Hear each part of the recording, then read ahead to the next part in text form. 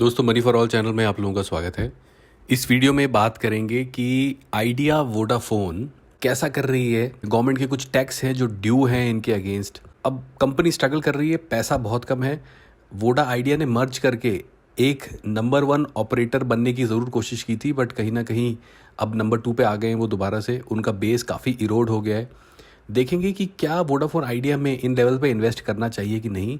और एक और चीज़ है कि क्या स्विंग ट्रेडर्स के लिए वोडाफोन आइडिया एक बहुत अच्छी अपॉर्चुनिटी है कि नहीं, क्योंकि ये बार बार 2 से 5-6 रुपए के बीच में स्विंग करता रहता है। तो क्या आरएसआई को देखते हुए स्विंग ट्रेडर इस पे अपना निशाना बना के रखे हमेशा के लिए, क्योंकि जो क्वांटिटी ट्रेड हो रही है इस पे डेली वो 30 करोड़ के आसपास हो रही है। बहुत अच्छा कंपनी है ये in terms of swing trading. Long term के लिए है कि नहीं, इस पे भी ध्यान देंगे।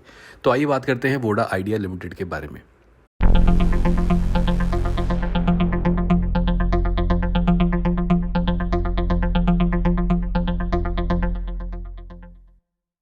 दोस्तों, वोडा आइडिया लिमिटेड एक इंडियन टेलीकॉम ऑपरेटर है, सबको पता है, जिसका हेडक्वार्टर महाराष्ट्र में और गांधीनगर गुजरात में है। ये जीएसएम नेटवर्क प्रोवाइड करता है जिसमें 2G, 3G, 4G, 4G plus और वोल्टी मोबाइल सर्विसेज शामिल हैं। इसके सीईओ रविंदर ठक्कर हैं और 2019 अगस्त में अपॉइंट हुए थे और अभी भी वही चल रहे हैं। फाउंडर कुमार मंगलम बिरला हैं, बिकॉज ये आइडिया के साथ मर्ज हो गया है तो अब फाउंडर उनको काउंट किया जाता है। Otherwise Vodafone is a European company. Found हुई थी वोडा आइडिया, वो अगस्त 2018 में फाउंड हुई थी जो इसका मर्जर हुआ था। तो आइए बात करते हैं वोडाफोन किस तरीके के रिटर्न दिए और फाइनेंशियल्स कैसे हैं इसके। अगर मैं आपको इसका मैक्सिमम चार्ट दिखाऊं, जो कि आपको दिख रहा है इस टाइम पे, कितना डिस्टॉर्टेड चार्ट है। एक आप बोल सकते हैं स्विंग सा दिखा रहा है चार्ट। एक तरफ की रैली नहीं है, ना डाउन ट्रेंड की ना अप ट्रेंड की।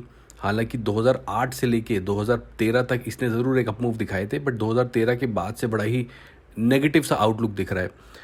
5 साल की बात करूं तो 5 साल पहले स्टॉक 102 रुपये का था।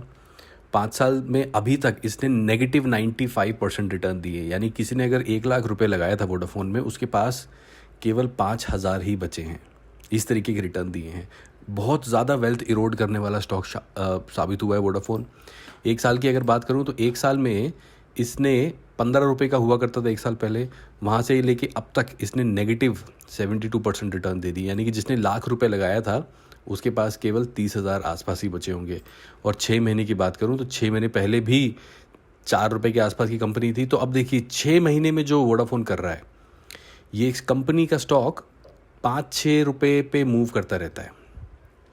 और पिछले कुछ टाइम पे 1 महीने में दिखा दूं तो इसका जो टॉप है वो 4 रुपये 35 पैसे के आसपास है। अभी भी ये लगभग 4 रुपये 25 पैसे के आसपास है। यानी कि जब जब ये 2.5-3 रुपये के आसपास हो, इसमें एंट्री कर ली जाए और 4, 4.5, 5 रुपये पे इसको एग्जिट कर दिया जाए। इस तरीके की स्विंग एक ट्रेडिंग अपॉर्चुनिटी वोडाफोन में बनती है। ऐसा मैं क्यों कह रहा हूँ, आपको कुछ और डेटा दिखाता हूँ। तो इसमें देखिए एनएससी की वेबसाइट पे आपको दिखाता हूँ। 17 रुपये 6 मई को 52 वीक्स हाई बने थे और लगभग 2.5 रुपये 15 नवंबर को बने थे। उसके बाद से 3-4 रुपये के आसपास ही घूम रहा है ये। क्वांटिटी ट्रेडेड देखिए 37 करोड़, जिसमें से 30% डिलीवरी, यानी कि 37 करोड़ में 70% इंट्राडे हुआ है। आप देखिए सारा का सारा ऐसा लग रहा है इंट्राडे का बेस जो है वो वोडाफोन आइडिया में होता है। 37 करोड़ जिसमें से 70% इंट्राडे है। और अभी भी आप देखिए बाय और सेल क्वांटिटी लगी हुई है। मार्केट बंद हो गया फिर भी क्वांटिटी लगी हुई थी। और आप ये देखें कि इसमें कंपनी इन्फॉर्मेशन दिखाता हूँ, शेयर होल्डिंग पैटर्न्स। देखते हैं कि कंपनी के प्रमोटर कितना होल्ड कर रहे हैं। लगभग 72%, 72% प्रमोटर होल्ड कर रहा है और पब्लिक 27, लगभग 28% होल्ड कर रही है। और इस 28% में ही आप देखिए वॉल्यूम्स कितने ज़्यादा होते हैं। वो बार बार सेल बाय लगा रहता है इसमें। वहीं देखिए कुछ प्लेस तो नहीं है, तो 72% में हमें कुछ भी प्लेस्ड दिखाई नहीं दे रहा। क्या ऑप्शन ट्रेडिंग में भी इतने ही वॉल्यूम होते हैं जितने नॉर्मल हमने देखे कैश बाइंग में होते हुए देखे? तो ऑप्शन ट्रेडिंग में देखिए आप इस टाइम यहाँ के लेवल पे वोडाफोन आइडिया है। सबसे ज़्यादा ओआई 4 करोड़ के ओआई के साथ 5 रुपये पे कॉल राइटिंग हो चुकी है। यानी कि कॉल राइटर को लगता है कि 5 रुपये से ऊपर नहीं जाएगा स्टॉक, अभी 4 रुपये 25 पैसे पे है। और at the same time put writer में 3 करोड़ 50 लाख का ओआई हमें 4 पे दिख रहा है, जो कि इसको एक हल्का सा सपोर्ट बनाता है। यानी कि 4 से नीचे नहीं जाएगा और 5 से ऊपर नहीं जाएगा, ऐसा कॉल राइटर और पुट राइटर को लगता है। जो स्विंग ट्रेडर हैं जिनको इंट्राडे पे 1 रुपया की ब्रोकरेज नहीं देनी होती अपने ब्रोकर को, 0% ब्रोकेज पे काम होता है, वो तो 10 पैसे पे भी बेच देते हैं, क्योंकि वॉल्यूम इतने ज़्यादा डालते हैं। वो 3 रुपये का शेयर है, कोई लाख 2 लाख रुपए लेके भी आया तो इतने ज़्यादा वॉल्यूम ओन कर सकता है। और 10 पैसे के भी मूवमेंट पे अगर बेचता खरीदता रहा वो, तो देखिए दिन के एंड तक वो कितने पैसे बना लेता है। 4-5 हज़ार रुपये तक बनाने का टारगेट रहता है इन इंट्राडे ट्रेडर्स का, वोडाफोन पे ट्रेडिंग करके। अब मैं आपको इसकी कुछ फाइनेंशियल्स दिखाता हूँ। मार्केट कैप लगभग 12,000 करोड़ है। पी रेशो इसकी नेगेटिव में है दोस्तों। पैसा लगाने को तो कोई तैयार है ही नहीं, नेगेटिव पी रेशो भी होती है। आज तक हमने जो कंपनी रिव्यू की थी उसमें 5-6 पी रेशो देखी है, 10, 20, 50 तक पी रेशो देखी है, बट यहाँ पे नेगेटिव में है पी रेशो। वैल्यू उसकी नहीं लिखी हुई, यानी कि हर 1 रुपये की कमाई जो वोडाफोन करेगा, इन्वेस्टर पैसा लगाने को तैयार नहीं है। इन्वेस्टर का बिल्कुल विश्वास नहीं है वोडाफोन पे। अब इसके कुछ आपको 3-4 साल के फाइनेंशियल नतीजे दिखाता हूँ, देखते हैं वहाँ पे किस तरीके का काम हो रहा है। 17 में देखिए 35,000 करोड़ का कारोबार, 18 में 27,000 करोड़ का कारोबार, 19 में 36,000 करोड़ का कारोबार। और प्रॉफिट देखिए -330 करोड़, 830 करोड़, 18 में -4,400 करोड़ और 19 में -14,000 करोड़। तो यानी कि कंपनी धीरे धीरे डिक्लाइनिंग ट्रेंड दिखा रही है। हालांकि 18 जब मर्जर हुआ और 18 से 19 में ज़रूर एक हमें एकदम से सेल में स्पाइक दिखाई दिया, बट उतने ही लॉसेस भी आते हुए दिखाई दिए। इसकी जो ऑपरेटिंग मार्जिन है, जो पहले 30% के आसपास हुआ करता था 17 में, 18 में गिर के 22% रह गया और 19 में 17% रह गया। बट जो नेट मार्जिन है, यानी कि सब कुछ खर्चे काटने के बाद, जो पहले -2.5-2.25% था, वो -16% हो गया और 19 में ये गिर के -38% हो गया। दोस्तों माइनस मार्जिन मतलब कंपनी को अपनी जेब से पैसा डाल के ऑपरेशंस को चलाना पड़ रहा है, जो कि काफ़ी डराने वाली खबर है। तो नेगेटिव आउटलुक रिटर्न्स आप बोल सकते हैं इसके फाइनेंशियल नंबर्स को देख के ऐसा लगता है।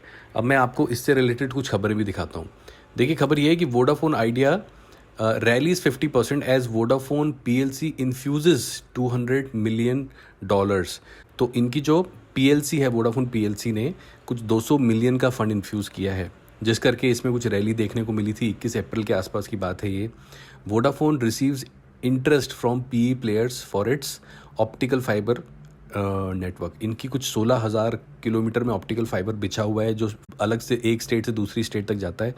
उस पर कुछ PE प्लेयर्स हैं, कुछ प्राइवेट इक्विटी प्लेयर्स हैं जो इंटरेस्ट दिखा रहे हैं और काफ़ी अच्छी वैल्यूएशन आ रही है। सुनने में आ रहा है कि 2 बिलियन तक की बोलियां लग रही हैं। तो वोडाफोन आइडिया उस बिज़नेस को बेचना चाह रहा है, इस तरीके की खबरें, जिस करके हमें आज इसमें रैली आती हुई दिखाई दी है।